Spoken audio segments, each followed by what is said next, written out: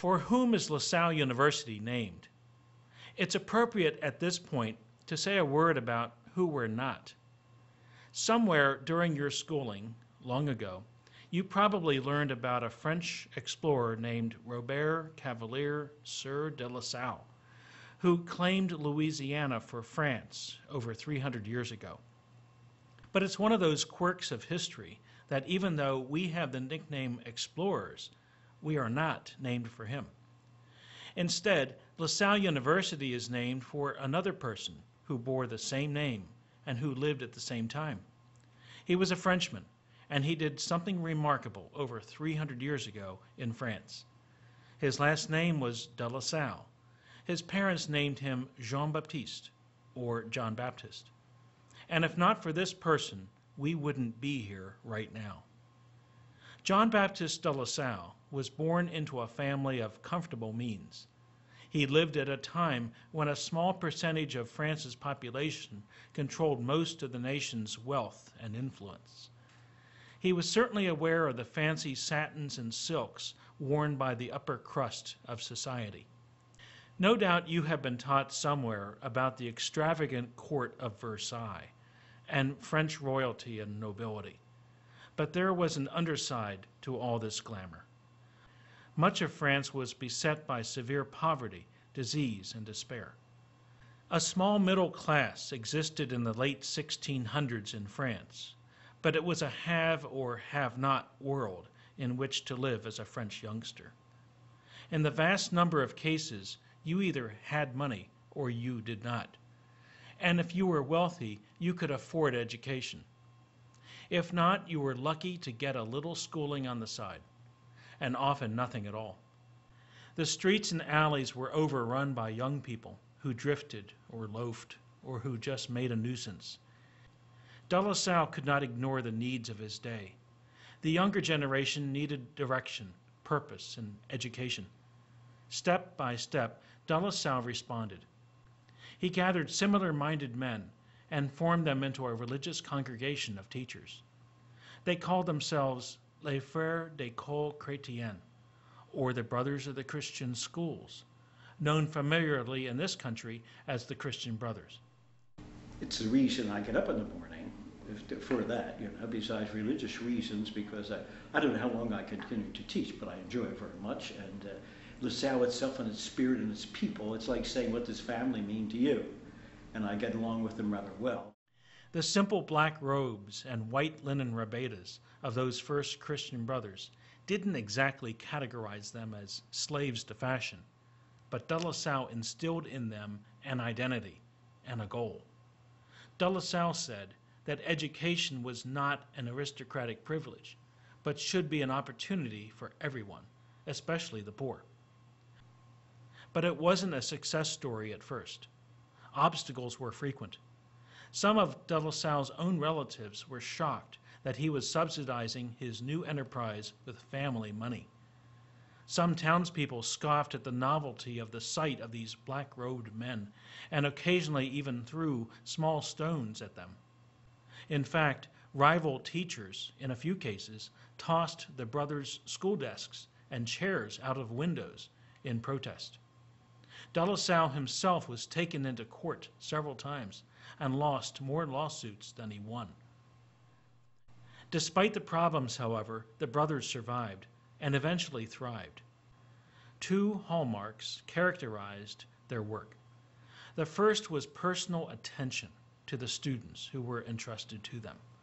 Just think for a moment. When you first came to LaSalle, did you notice the friendliness of the tour guides or the various personnel? It's no accident. In fact, personal attention is a 300-year legacy for LaSallians who teach and work in our LaSallian schools around the world. The second hallmark is a practical approach to education based upon realistic needs. De La Salle and the earliest brothers insisted that their students master the curriculum they needed to lift them into society and to advance within it. But I think there needs to be some common sense of us all being in this together. And so I think we need to reemphasize the Lasallian values. We need to reemphasize the role of St. LaSalle, and we need to continue to emphasize the teaching. In short, De La Salle raised common sense to an art form. He was one of the first proponents of free schools, of large group instruction, of using and teaching the native language rather than Latin, and of implementing a practical curriculum. And he walked the talk. De La Salle backed up his beliefs with exemplary action, such as the feeding of hundreds of needy countrymen with his personal funds during a time of severe famine. De La Salle died in 1719. The church recognized him as a saint in 1900, and he received another singular honor in 1950 when he was proclaimed as the patron saint of all teachers. Regardless of their religion, race, gender, or economic background, all teachers, from kindergarten to college, can look to John Baptist de La Salle as a kindred spirit, as a person who experienced both the frustrations and the inner joys of instilling a value-centered education for young people. And why not? De La Salle raised the status of a teacher from a mere job holder to a vocation of ministry worthy of respect and esteem. The Christian Brothers expanded their horizons.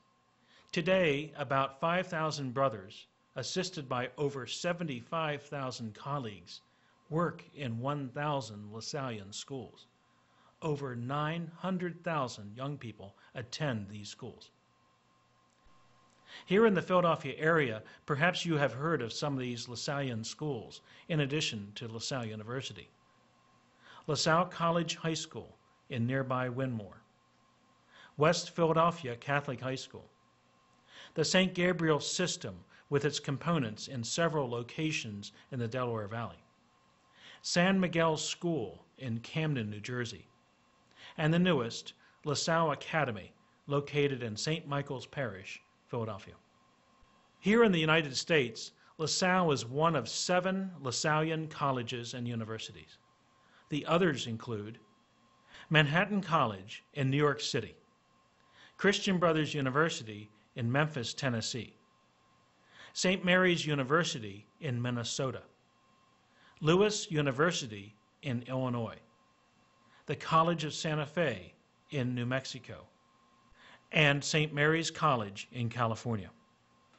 Maybe you've heard of these colleges in an anecdotal way. For example, the nickname of Manhattan College's sports teams is the Jaspers. They are named for Brother Jasper, who began the 7th inning stretch in baseball. Christian Brothers University in Memphis has one of the largest minority student populations of any Catholic college in the United States. St. Mary's University in Minnesota has a building which is believed to be haunted by a ghost. Lewis University in Illinois is one of the few American colleges which is adjacent to an airport, and the same airport at one time was right on its campus. The College of Santa Fe is one of the oldest colleges in the state of New Mexico. And St. Mary's College in California made national news in 1959 when adventurous students stuffed themselves into a telephone booth. Depending on who did the counting, the final head count was 22 or 23. Not much difference, is there? And one of our universities made an embarrassing blunder regarding its 1996 yearbook, when the name of the school was accidentally misspelled on the cover and on the inside pages. And if you didn't already know it, it was us. Or when a cow was smuggled from across the street and into the residence hall of one of our colleges, right up into the second floor of the dormitory hallway. Did we mention that the cow was from a farm where the Conley Library now stands, and that the residence hall was our own St. Bernard's Hall?